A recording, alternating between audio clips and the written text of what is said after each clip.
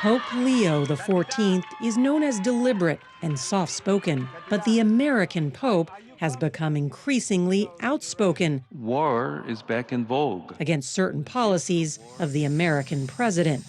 How far will Pope Leo go? We were surprised by the candor of church leaders who know him. What do you say to people in the pews who say, I don't want to hear politics from my priest? Thousands of trucking companies are racking up thousands of safety violations for poor maintenance and excessive driving hours, all while evading federal enforcement. They'd have me go out and do anything to get the money, no matter what the risk.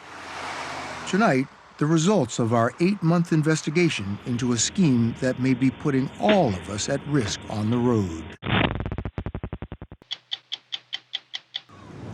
The ocean off Cape Town, South Africa used to be teeming with great white sharks. Each morning, with a little luck, you could catch sight of them flying out of the water. But then they began to disappear. Tonight, a story that has all the hallmarks of a true crime series, with plenty of twists and a surprise suspect. I mean, it is like something out of CSI. It's like you're the detective. I'm Leslie Stahl. I'm Scott Pelley. I'm Bill Whitaker. I'm Sharon Alfonsi. I'm John Wertheim. I'm Cecilia Vega. I'm Nora O'Donnell. I'm Anderson Cooper. Those stories, and in our last minute, the CEO of Google helps us search for answers about a new American revolution. Tonight on 60 Minutes.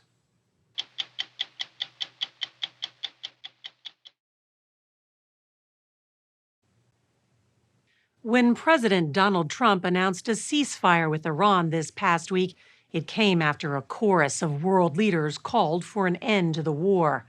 One of those voices belonged to Leo XIV, the first ever U.S.-born pope in the history of the Catholic Church. The 70-year-old pope was born Robert Prevost and grew up in Chicago. For many years, he was known simply as Father Bob. Leo is measured, deliberate, and soft-spoken.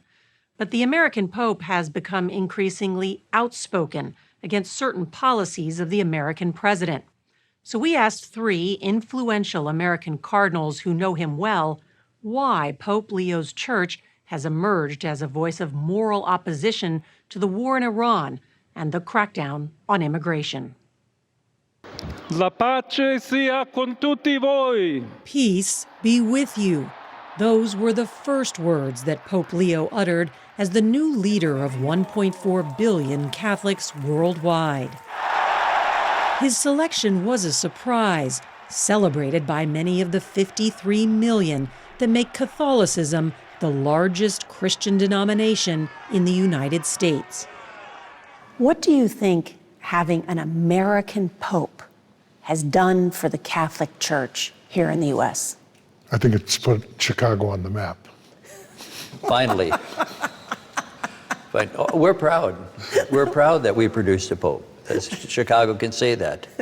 The Archbishop of Chicago, Cardinal Blaise Cupich, as well as Cardinals Robert McElroy of Washington, D.C., and Joseph Tobin of Newark, New Jersey, agreed to their first ever joint interview. Their candor surprised us about the new pope and what they're hearing in the pews. We're the 3 American cardinals that are actively serving dioceses right now. So we listen to a lot of people. It's part of the job description.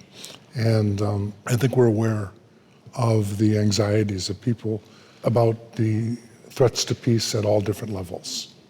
Would you like to see this first American pope be more outspoken on issues that he disagrees with? He's the pastor of the world. He's not a pundit. So the distinction is he's not going to pronounce on everything, but he's going to pronounce on what's important.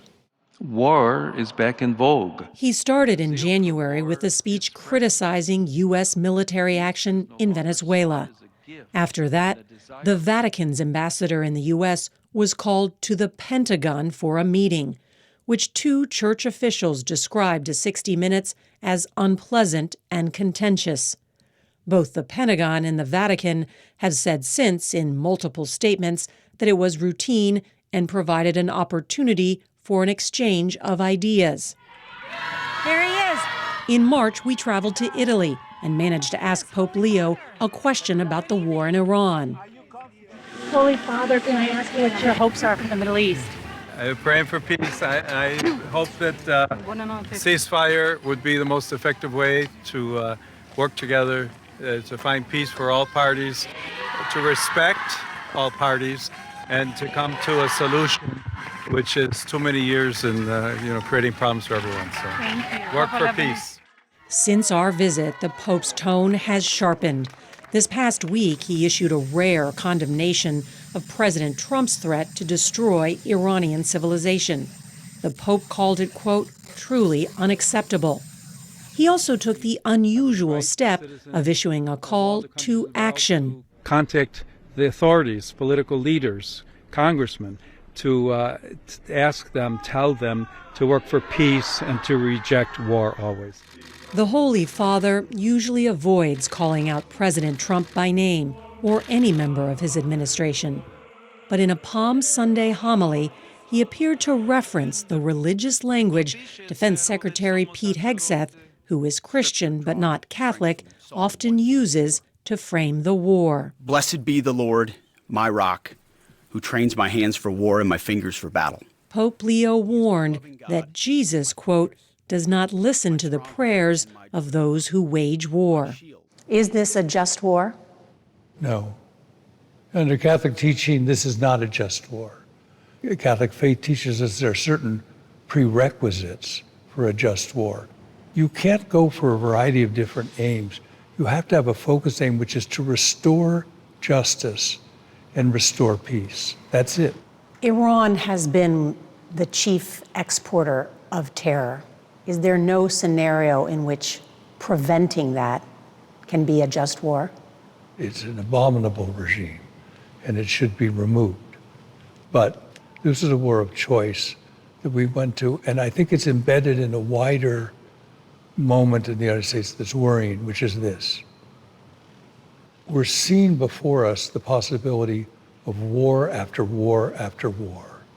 President Trump has argued that military action against Iran was justified in order to destroy its nuclear and ballistic missile programs, among other reasons. Cardinal Cupich not only takes issue with the war, but also what he calls the gamification of how the White House has portrayed it on social media. Flawless victory. We're dehumanizing the victims of war by turning the suffering of people and the killing of children and our own soldiers into entertainment. You called it sickening. It is sickening. To splice together movie cuts with actual bombing and targeting of people for the purposes of entertainment is sickening. This is not who we are. We're better than this. We spoke with the cardinals in the nation's capital.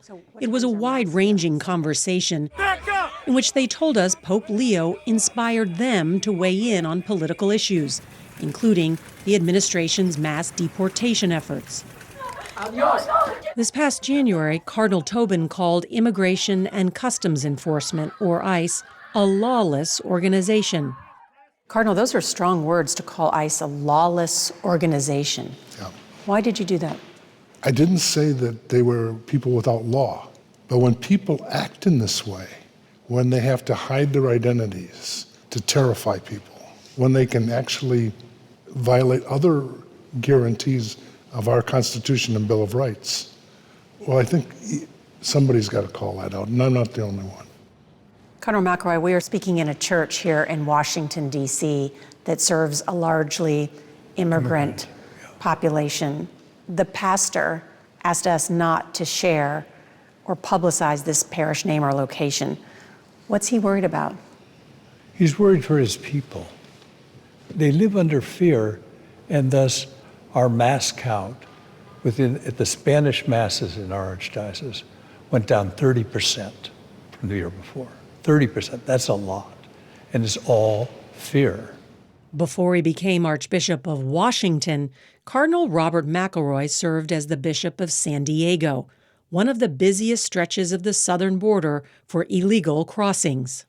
I feel it got to a point where it was getting out of control. Under Biden? Under Biden, yes. You believe in strong borders. Yes. So what's wrong then with the current policy? This is a roundup of people throughout the country, people who have been living good, strong lives, been here a long time, raised their children here, many of their children born here, and are citizens. That's what our objection is. But this was discussed during the campaign. It was widely discussed. And yet President Trump won the Catholic vote over Kamala Harris handily, 55 to 43%. He promised to secure the border. He talked about deportation, and a majority of Catholics voted for the policy. I would like to know what Catholics feel about this indiscriminate mass deportation. I think that it's very clear the American people are saying, we really didn't vote for this. What do you say to people in the pews who say, I don't want to hear politics from my priest? I say, fine. I want to preach the gospel. God wants us to promote peace in the world because his desire is that we be one human family. What we're seeing as pastors is an enormous, profound level of human suffering. And that's what motivates us. We found a sign of what motivates Leo and how his church will care for migrants and the less fortunate in a sacred space 15 miles southeast of Rome. Nearly 2,000 years ago, Castel Gandolfo was the villa of a Roman emperor. For the last 400 years, it has been the Pope's summer home. Leo's predecessor, Pope Francis, enlisted Father Manny Durantes, a priest from Chicago and an immigrant to the U.S. himself, to help open it up to the world. I think Pope Leo wants to make the dream of Pope Francis a reality. After we explained the whole vision and talked with him, he said to us, full force ahead, Father Manny. This is the spiritual heart of Borgo Laudato Si and this entire space. That vision is an innovative new project centered around migrants and locals in need, participating in the Vatican's first job training center. They're teaching sustainable farming, gardening, and cooking at the same estate where Pope Leo comes to rest every week. How many migrants are you talking about that may be part of this job training program? Between migrants and people in vulnerability, our goal is to be able to at least train about 1,000 people, per year. That doesn't sound like a big number, but ultimately it's a model of how if every church did something like this, every diocese, we have 6,000 of them, that's a lot of people we could train in a year. My name is Ali. I'm the Yamin. I'm from Bangladesh. My name is Nermin from Syria. We met the first graduating class of chefs in training that included refugees and migrants from around the world. One was a young man from West Africa who survived the dangerous journey by sea to the Italian island of Lampedusa in the Mediterranean, where tens of thousands of migrants have drowned. Pope Leo will spend July 4th in Lampedusa, Italy, a site where tens of thousands of migrants land on their way to Europe every year. It's America's 250th birthday. Do you think the Holy Father is sending a message, Cardinal, with that visit? He's sending a message that his top priority right now is to be with those who are downcast and marginalized. Coincidence that he's going there on July 4th? I know at least one member of my archdiocese that would be happy, and she's green, and she's on a little island just that belongs to New Jersey and is technically part of the Archdiocese of Newark. And she's holding up a torch and she's reading from a scroll, and it says, welcome. Morning, happy Easter. So far in 2026, the Catholic Church in the U.S. has welcomed the largest number of converts in recent years. In Cardinal Tobin's archdiocese, there's an all-time high of new people joining the church. Cardinal Tobin, do you think that surge in interest and attendance has something to do with Pope Leo? Yes, I do. I've had the privilege of working closely with 4 popes, very different people in a lot of ways, but each one in some way was the right one for that moment in time. I believe that Pope Leo is the right man at this time.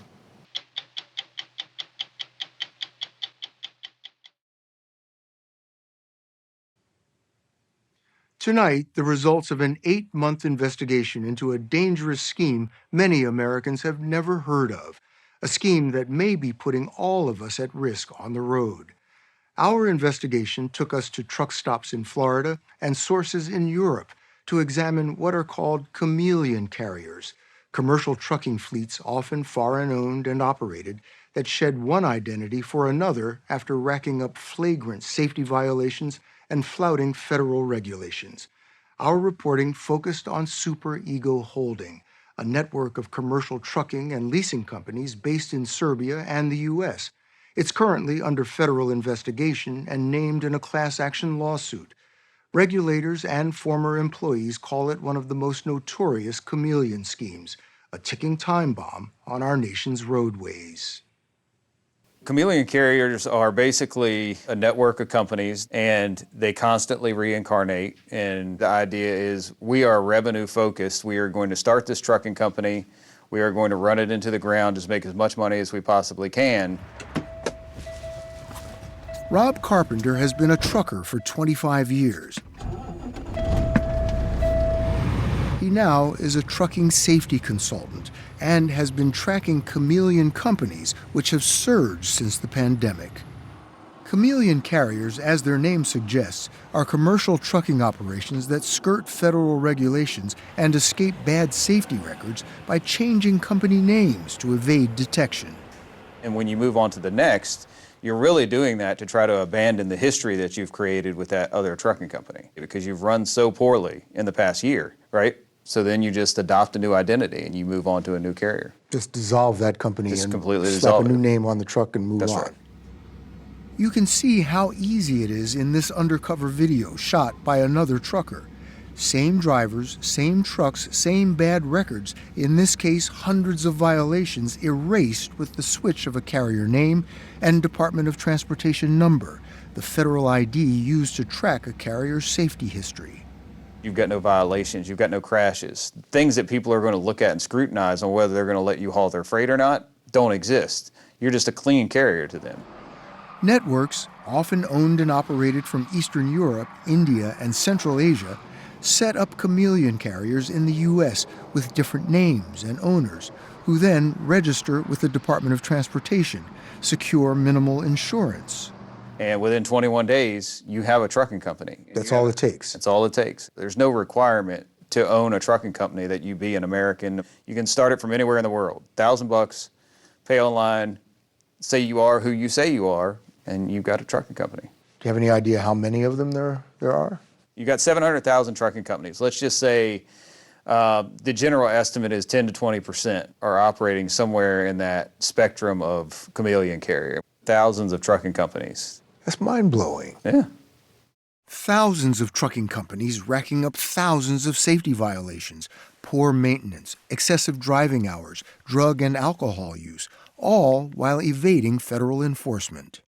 How dangerous is this? We're having crashes all the time. So you got 260 million other Americans on the highway sharing it with 700,000 trucking companies. You have a moral, ethical responsibility to share the road safely with those people. But when you've got 10 to 20% that are not doing that, that's an issue. An issue that contributed to the more than 5,300 truck-related deaths in 2024. According to data gathered by Fusible, a risk assessment firm, chameleon carriers are 4 times more likely to be involved in a crash like this. The culprit in this case? A tractor-trailer tied to a network called Super Ego Holding.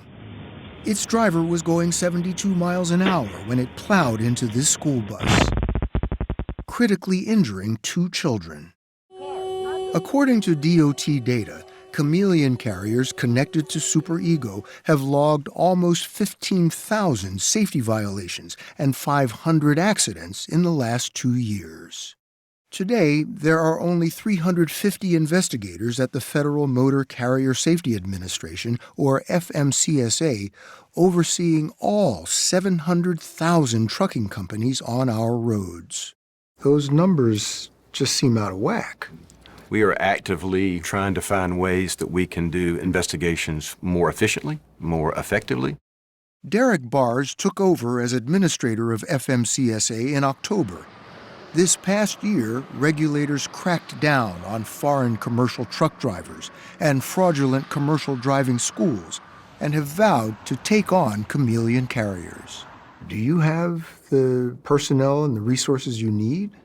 We have additional 40 investigators that we're trying to hire today. We have a new registration system that we will be rolling out this year. The system we have currently is like 40 years old. I mean, you've got these rogue companies. They rack up tons of safety violations. They're a federally regulated industry. How is that possible? We have a front door problem, meaning we need to stop this before they actually get into the system. Are you familiar with the chameleon carrier company Super Ego? Are they on your radar? They're a part of an ongoing investigation. We have prioritized companies who, through our data gathering, that are our top 10 companies that we need to be investigating. We reached out to Super Ego. Company lawyers told us it's a leasing company, not a trucking firm, and that it's not responsible for the actions of affiliated carriers and drivers. But according to our investigation and court documents, that's not the whole story. Under the Super Ego umbrella that stretches from Serbia to the U.S. is a vast network of separate but coordinated companies that provide brokers who book deliveries, dispatchers, and leases for tractors and trailers. Subsidiaries operate the trucks and hire drivers, like Daniel Sanchez, under lease-to-own contracts. I've seen how much they don't care about you. They literally don't care about any driver on the road at all. Daniel Sanchez had been driving commercial rigs for 8 years when he was recruited by Super Ego in 2025. They'd have me go out and do anything to get the money, no matter what the risk. They don't care if I got a violation or went to jail, whatever, for any reason. The next day, they'd have another driver in that truck and keep on going. Can't be safe for the driver, can't be safe for us on the road. Anybody. Super Ego branded trucks started hauling freight across America 7 years ago. It was founded by Serbian entrepreneur Alexander Mimic and has grown into a sprawling enterprise tied to more than 24 U.S.-based carriers, with hubs in Elmhurst, Illinois, and Jacksonville, Florida, and customers as large as Amazon, Walmart, Costco, and the United States Postal Service. Give us a call. Super Ego Holding uses flashy recruitment campaigns. Get the best deal with Super Ego Holding. To lure drivers, including Daniel Sanchez. They promise you the world. They say you can make $8,000 to $10,000, $12,000 a week. So did Super Ego live up to any of those promises? Not at all. 60 Minutes spoke with 7 drivers who told us Serbia-based managers routinely skimmed hundreds to thousands of dollars off their pay in excessive fees for their lease, insurance, and repairs. The class action lawsuit calls it a scheme to defraud drivers. I was coming home with negative amounts on my check. Negative money? Negative, yeah, it was in the red. I was doing around 600 to 800 miles a day with that company. And you come home with zero. Drivers also told us the company would shortchange them by altering delivery contracts or rate cons, which confirm how much a broker has agreed to pay to move freight. A percentage of that goes to the driver. Court documents show this rate con sheet on the left is the original. This fraudulent one on the right shows a cut of $700, resulting in reduced compensation for the trucker, a practice captured in this call between a dispatcher and another driver. Can you please send me the other document that the broker sent you?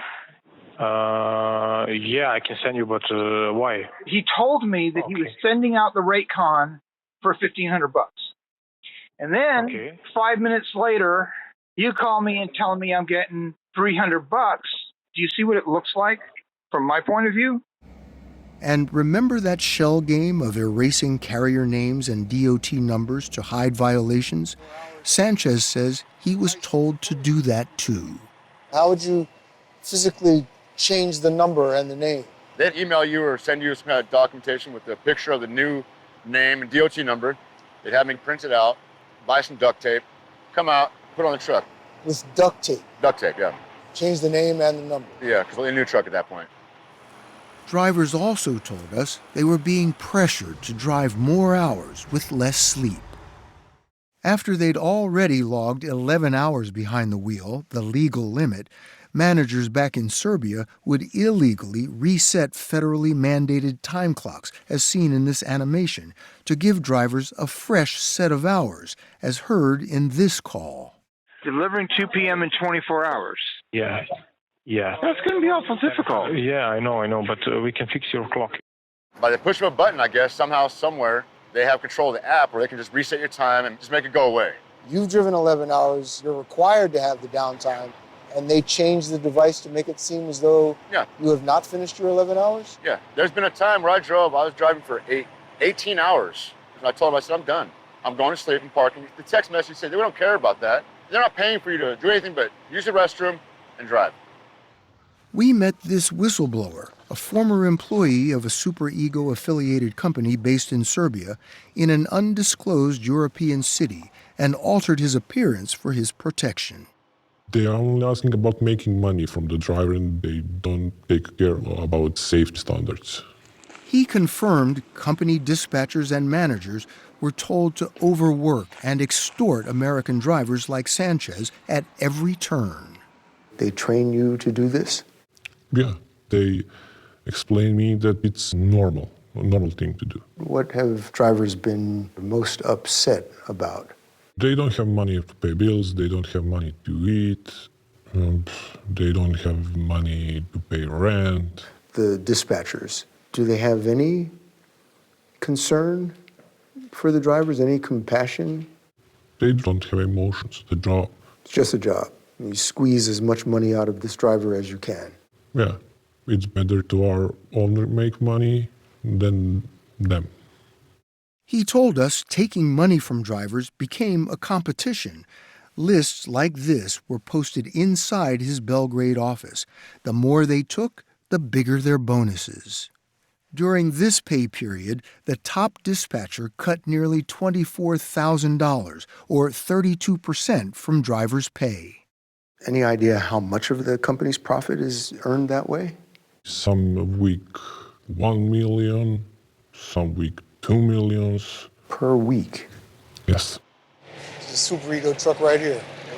Due to a compliance dispute, Daniel Sanchez lost his job in January, along with his truck and the $35,000 he'd put toward owning it. For me personally, it's crushing, because this is my dream. I wanted to own my own truck. I thought this company was going to, get me to where I'm trying to be. They just don't care. You're not a human being for them. You're just a number, basically, for sure that. Super Ego Holding denies any wrongdoing, but more than 800 truckers are suing it and affiliated companies for fraud and breach of contract. More of our CBS News investigation into Chameleon carriers coming up on Sunday morning.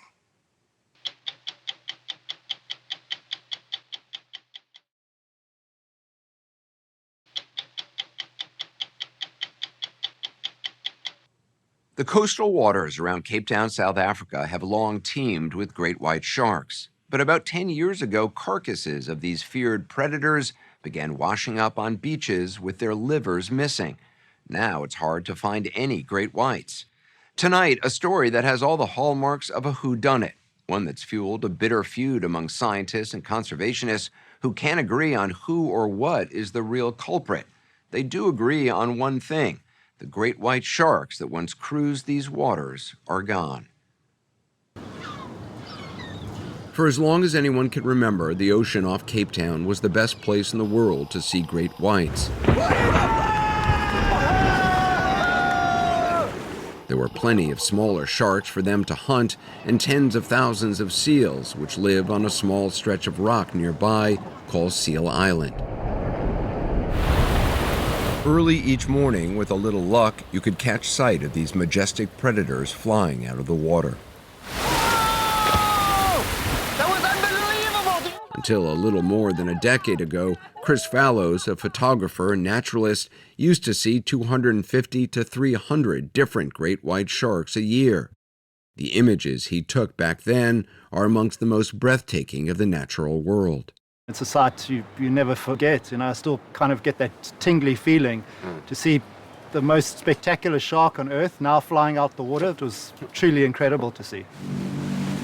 We saw that ourselves in 2010 when we reported on the great whites here, and the tens of thousands of visitors who came each year for a close encounter in cages. That was really something. We were taken diving without a cage in water that had been chummed with blood to attract sharks. Immediately, a 15-foot great white swam straight toward us. That's a big boy. Sharks are curious creatures, and they circled us constantly. It was extraordinary to be so close to such a massive predator. That's incredible. It's unbelievable. Wow. You in it? And I'm so happy I'm back up. But just a few years after that dive, sightings of sharks here began to dwindle, and the tourists stopped coming. If you went out and did that today, you would see nothing. Why is that? Because their numbers have simply plummeted. Tragically, we have all but lost the great white shark. The disappearance of great whites from here mystified scientists. Alison Koch, a marine biologist with South African National Parks, began searching for clues. In 2015, divers sent her these photos of smaller shark carcasses on the sea floor with mysterious incisions in them. It looked so surgical from the photographs that I first assumed it must have been done by somebody with a knife. A fisherman or something? Yes. And it wasn't until the next time it happened that I managed to retrieve some of the carcasses and study them. And I found tooth marks on the pectoral fins of some of the dead sharks. Those tooth marks suggested the culprits couldn't be human. So Koch and her colleagues went diving for more evidence and encountered an unlikely suspect: orcas, killer whales. We just retrieved one of the carcasses, and my research partner says, "Orca!"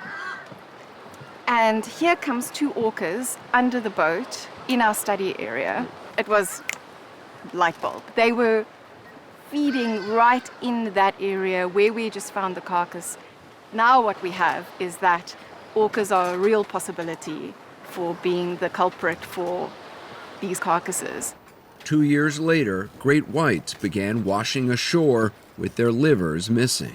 What's so tasty about a shark liver? It's the most calorie-dense organ out of the whole body, and it takes up almost a third of the shark's body. So they're not trying to eat the entire shark. They're just targeting the liver. 1, 2, 3. Koch and her colleagues performed necropsies and confirmed orcas were indeed the culprits. They've been in these waters for years, but no one had ever seen one kill a great white here, though they are known to hunt them off California and around Australia. For South Africa, this was completely novel, because for a long time you go, but white sharks are the apex predators. And this is, I think, why people struggle to sort of believe that this was happening. I mean, it is like something out of CSI. It's like you're the detective. And I feel like a detective, but for a long time, we didn't have all of the pieces of the puzzle. David Hurwitz helped put the puzzle together. He's a whale-watching tour operator and was the first person to see 2 very distinctive male orcas hunting and killing sharks.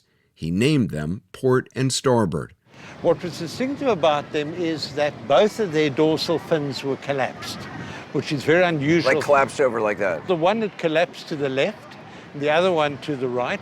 And being a nautical man, immediately it came to my mind, let's call them Port and Starboard. And that caught on from there. And they've become world famous or infamous.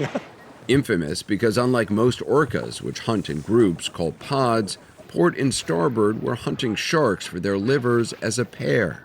They're hunting on their own in ways people here have never seen before. I mean, are these like serial killers?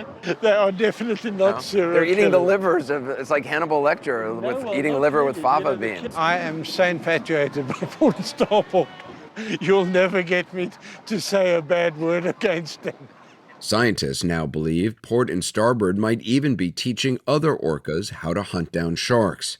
In 2022, this drone footage captured 5 orcas working together, stunning and then killing a great white. Here's an orca with this big white shark upside down, biting into the area where the liver is. More recently, single orcas have been seen hunting sharks in South Africa and elsewhere. This National Geographic documentary shows an orca striking a great white like a torpedo, stunning it, then taking it in its mouth. They're learning all the time. I think it's hard for people to kind of understand how smart these animals are. Koch maintains the presence of these smart hunters has chased the once dominant great whites further along the coast and insists that overall the population of great whites in South African waters is stable. The presence of just 2 orcas, that would drive away hundreds of them? The predator eats the prey, and that has an impact on some of the numbers. But one of the biggest things with predation is the fear of predation, or the risk of predation, and what we call the landscape of fear. But gazelle don't disappear because a lion is killing some gazelle. They've evolved alongside of their predator. White sharks have not. White sharks have been the top dog. This was a novel predator for them. They were not used to being predated on by another species. Orcas have been killing white shark for thousands of years. Enrico Gennari is an Italian marine biologist who's been researching great whites in South Africa for 20 years. He doesn't agree with Alison Koch that the population is stable. The question is not the orcas are pushing white shark away. Same thing happened in California, same thing happened in Australia. The question here in South Africa, why they're not coming back? In California, orcas have killed great white sharks, but then the great whites came back. Up to 6-9 months, the white shark left, but they always come back.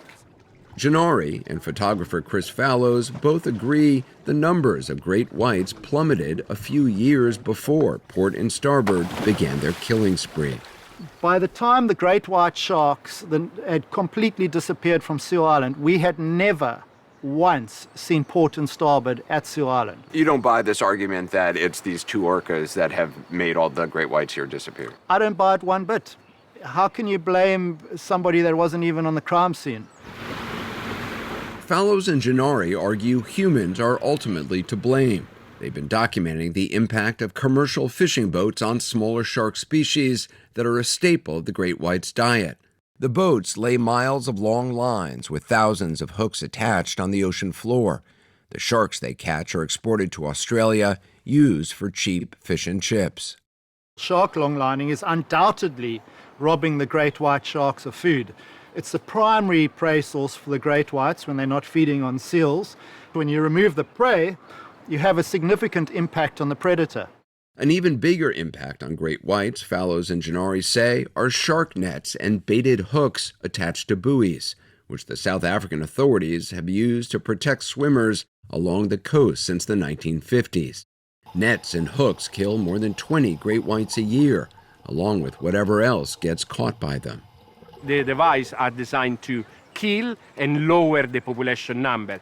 The concept is one less shark, one less chance of an encounter with a human.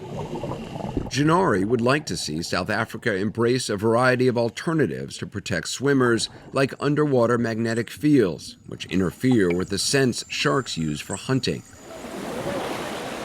or increasing the use of smaller mesh nets, which create a barrier without entangling marine life. The problem that in South Africa we only using lethal method, and that is outdated and unsustainable. If you believe that it's these 2 orcas which have driven away the great white population, there's not much humans can do about that. What your argument is, there's actually a lot humans can do with longline fishing and getting rid of these shark nets. That is something humans can impact. Absolutely. Let's stop bickering about something we can't control, and let's start focusing on the things that we can control. And if we don't start addressing those factors that we can control, I don't believe there's any hope. In 1991, South Africa was the first country in the world to protect the great white shark. But Enrico Gennari believes those efforts have failed, and now fears it may be the first country to lose them. If we lose the white shark in South Africa, we lose a battle for all nature. If we can protect even the most charismatic, most protected species on paper in South Africa, what chance the little guys, the other sharks, or the other animals have against unsustainable use? Nothing. There's a lot of people watching who may not have a lot of sympathy with great white sharks. Why should somebody care? I think somebody should care in the same way as we never used to have sympathy with whales. You know, we were wiping these animals out to the point of extinction. Great whites are no different. So even if we don't like the look of the animal, they're incredibly important for us going forward. With no great whites to document, Fallows has shifted his focus to photographing humpback whales. Unbelievable! Since a moratorium on commercial whaling was enacted in the 1980s, humpbacks have made a remarkable comeback. Does it have anything to do with the great whites leaving? No, what it's got 100% to do with is enlightened governments, passionate individuals, showcasing the whales for what they were, incredibly sentient creatures, having an important role to play in our ocean. Therefore, they became protected, and now their numbers are being allowed to expand naturally. To you, that's an example that conservation efforts can work? Undoubtedly, it can work. I believe, you know, if we take away pressures on animals, if there are enough of them, they will still rebound. It's called balance. A balanced ocean is a healthy ocean. A healthy ocean is a healthy environment for us.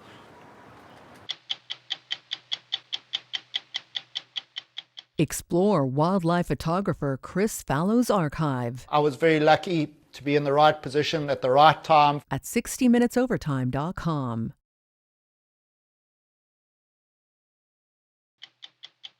The last minute of 60 Minutes is sponsored by United Healthcare.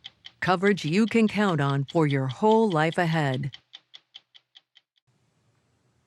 The 250th anniversary of American independence coincides with a new revolution, artificial intelligence. A leader is Sundar Pichai, the CEO of Google and Alphabet. For 250 years, America has led the world in inventing technologies that improve people's lives. AI is the most profound technology yet. And once again, America must take the lead and develop it boldly and responsibly so every American benefits. We already see glimmers of how AI can help, be it researchers working to discover life-saving cures, teachers customizing lesson plans to help students learn, or firefighters tracking wildfires with greater precision. Many examples are more personal. My dad is a retired engineer in his 80s. I'll never forget the awe on his face during his first ride in a safe, self-driving car on the streets of San Francisco. It was magical. Of course, with any technology, there are challenges to work through, from investing in workforce training and putting the right regulations in place. Still, I'm optimistic, not because I believe in technology, but because I believe in people and the sheer power of American ingenuity. I'm Anderson Cooper. We'll be back next week with another edition of 60 Minutes.